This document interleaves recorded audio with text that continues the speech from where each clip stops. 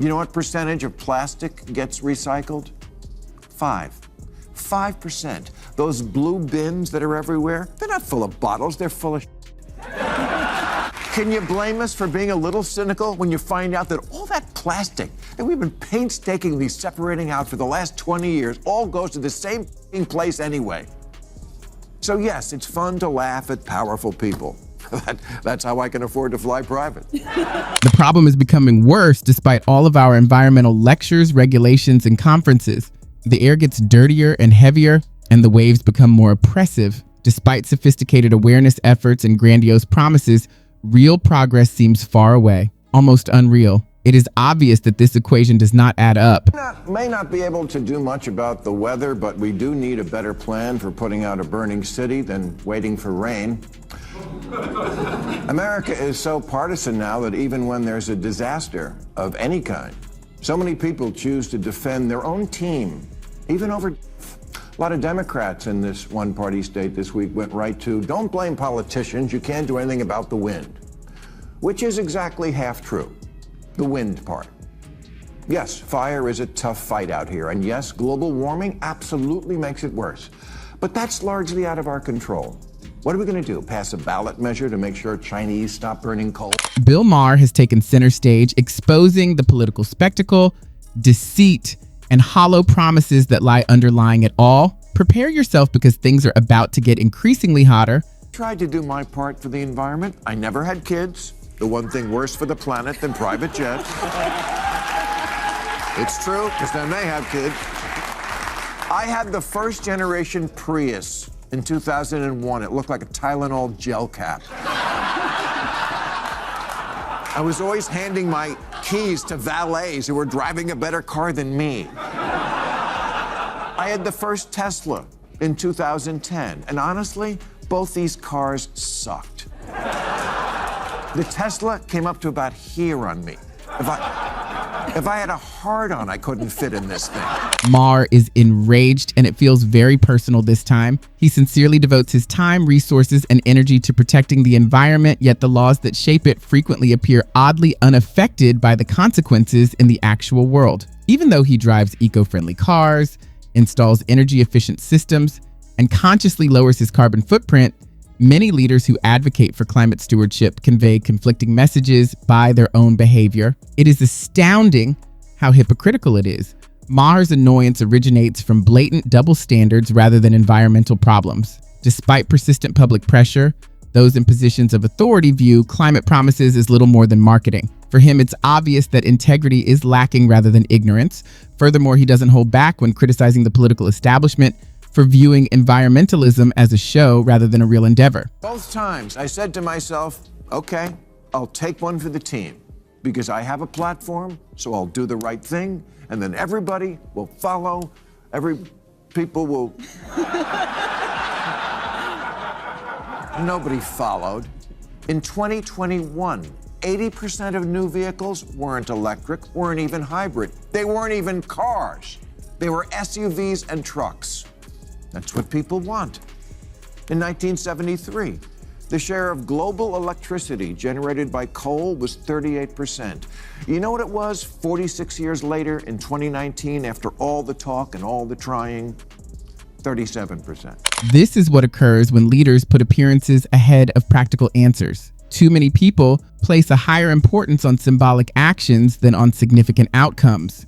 Every speech, policy announcement, or fervent appeal for environmental protection frequently feels more like a planned production intended to garner attention than real change. They take luxury flights to climate summits while lecturing the public about gas-powered vehicles and plastic straws. These initiatives become little more than heroic propaganda in the absence of real follow-through.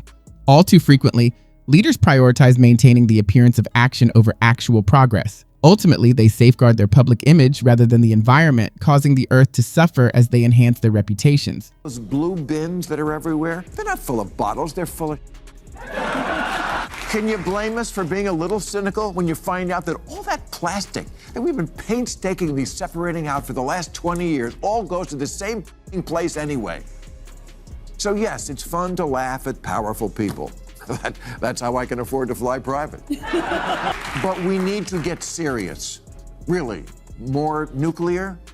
Moving way more money into research and development? I don't know, but something serious. Maher bemoans the ridiculousness of contemporary recycling, particularly our fixation on separating plastics as though doing so would be sufficient to preserve the environment. He draws attention to a sobering fact: the majority of those meticulously segregated plastics wind up in the same landfills as regular garbage. What is the purpose of all the moral posturing and classification then? Maher claims that it's a part of a great performance, a reassuring delusion made by politicians who wish to look environmentally sensitive without dealing with the actual issues. It represents the pinnacle of environmental theater. We've been taught that throwing a plastic bottle into a blue bin is somehow revolutionary, even if it hardly matters in real life. Maher contends that rather than coming up with workable answers, we continue to engage in feel-good rituals, which are mostly maintained by leaders who support the delusion. We need to get serious. Really. More nuclear? Moving way more money into research and development? I don't know, but something serious. Because the real technological problem is the way people are wired. I know it's easier just to blame Taylor Swift's plane, but honestly, do you want to be stuck on Southwest with a pissed off Taylor Swift? In actuality, there are always going to be fresh research. However, what do they actually accomplish? The majority appear to be more bureaucratic operations than genuine advancements. Billions of dollars are spent on scientific panels, publications, and studies, while real-world workable solutions develop at an excruciatingly slow rate. Many of the same organizations that provide financing for this study also convey conflicting messages by their own behavior. It turns into a vicious cycle of dishonesty masquerading as advancement, with constant data, meetings, and discussions, but little actual progress. Maher makes a clear point. If research lacks accountability, it runs the risk of becoming a tool used by the strong to look watchful while doing little. The world's time is getting shorter every day, and we are simply looking for explanations instead of actual solutions. We may not be able to do much about the weather, but we do need a better plan for putting out a burning city than waiting for rain. Yes, fire is a tough fight out here, and yes, global warming absolutely makes it worse. But that's largely out of our control. What are we going to do? Pass a ballot measure to make sure Chinese stop burning coal? It's also, yes, undeniably true that LA is built in a stupid place to build a city. I totally concur with Maher on this aspect. There are numerous things we may do to stop existing severe issues from getting worse, even if we have no influence over nature. Consider the wildfires in California, which are now essentially a yearly calamity. However, many could have been avoided, lessened, or managed much more skillfully.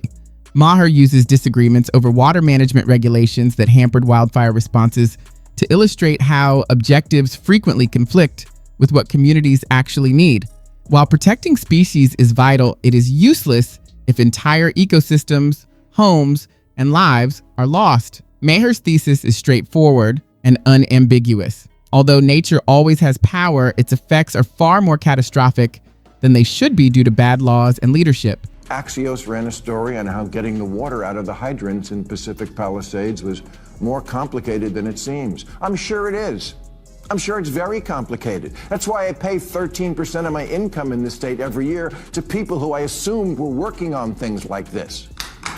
When asked why so many of the hydrants in the Palisades ran out of water, Governor Newsom said the local folks are trying to figure that out. Yeah, you got to do that before the fact. And that's precisely the issue. We spend enormous amounts of money on leadership that consistently offers justifications rather than producing tangible outcomes. In order to fund infrastructure, emergency services, and public safety, Californians pay some of the highest taxes in the country. However, during disasters like large-scale wildfires, vital resources frequently don't get to the proper places in time. It irritates me. People lose their homes, jobs, and occasionally even their lives while politicians conduct press conferences, stick to talking points, and place blame. Despite significant investment, important areas are frequently overlooked because they are caught in inefficient processes that are delayed down by committees, bureaucracy, and infinite decision layers. Millions of people's frustration is channeled by Maher. How can one of the richest states be so unprepared when it counts most? The expense of this failure under the guise of government is borne by common citizens. We're still there. 300 other ones around the city are just gone, stolen for parts. One of the 3 reservoirs for the Palisades was offline at the one time of year when it was most needed. LA's Mayor Karen Bass, the Nero of American politics, was fiddling in Ghana while the city burned and later placed the blame on 8 months of negligible rain and winds that have not been seen in LA in at least 14 years. Yeah, that's not that long a time. Maybe look in the history books to see how our ancestors handled it back in 2011. It's not as though officials in California were unaware of the impending fires. They are now practically a seasonal event. Wildfires have always happened regardless of how powerful the winds are. It's obvious neglect, not ignorance. They have had years, even decades, to strengthen infrastructure, prepare water systems, and remove dangerous dry vegetation. Rather, they host press conferences, make lofty claims, and congratulate themselves on being prepared, only to be taken by surprise when the next wildfire unavoidably breaks out. Poor workmanship combined with bold language is a common occurrence. California needs actual competence, not more commissions, task teams, or speeches. Maher's criticism is powerful because it captures what people have seen for years. Politicians who make grand claims but routinely fall short when catastrophe occurs. Maher said about cuts to the fire department's budget, there were no reductions that were made that would have impacted the situation. The fire chief here had a slightly different take. She said, "We are screaming to be properly funded. And yes, the budget was cut and it did impact our ability to provide service. And by the looks of all the fire engines in the boneyard out of service because we didn't fix them, she's right." How can anyone defend reducing funding for a department as vital as the fire department? This choice is really unsettling. These are the men and women that actually prevent the devastation of entire communities. However, they are frequently the first to be reduced as budgets tighten, and the repercussions are unavoidable. Fuel tanks that are empty, fire engines that are broken, and hydrants that are unable to provide water when lives are in danger. Politicians then rush to place the blame on unexpected problems or defective equipment when a calamity occurs and the public demands explanations. But in the end, the truth wins out. Everyone's suspicions were verified by the fire chief. The department has been severely underfunded for years. The true tragedy is that Californians failed due to poor preparation, sluggish reactions, and inept leadership, putting full Exposed power lines keep causing fires and keep not getting buried underground because it's expensive. I've heard people say, do you want to pay more taxes to fund this? No. I want you to use the exorbitant taxes you already collect to prioritize it. The power lines that cut through Topanga weren't upgraded because it endangered an herb, the milk vetch, which sounds like something they serve at Passover. And there it is, the fundamental issue, appeasing a select few at the expense of everyone else. There has long been discussion about how to strike a balance between environmental preservation and public safety. Leaders determined that securing or burying exposed electrical lines that were known to be fire dangers was not as important as protecting the adjacent industrial environment. As a result, entire neighborhoods were devastated, families were uprooted, and billions of dollars were damaged. These decisions, according to critics, were more motivated by political goals than by a concern for human life. It's a perfect illustration of conflicting priorities disguising themselves as moral obligations. Nature must be protected, but not when it poses a clear threat to human safety. Maher's displeasure is similar to that of many others. Complicated, divisive laws frequently make California's issues worse. His message is clear and straightforward. Even though there are solutions, development stalls when leadership and action are out of sync. Leaders raise taxes, fly around in private, prioritize politics over the people, and advocate for climate virtue. It's generosity disguised as hypocrisy. Californians will continue to suffer, not just from wildfires, but also from the fallout from bad choices until politicians begin to truly lead instead of just acting for the cameras. That concludes the video for today. Click like and subscribe for more material like this. I appreciate you watching, and I look forward to seeing you again soon.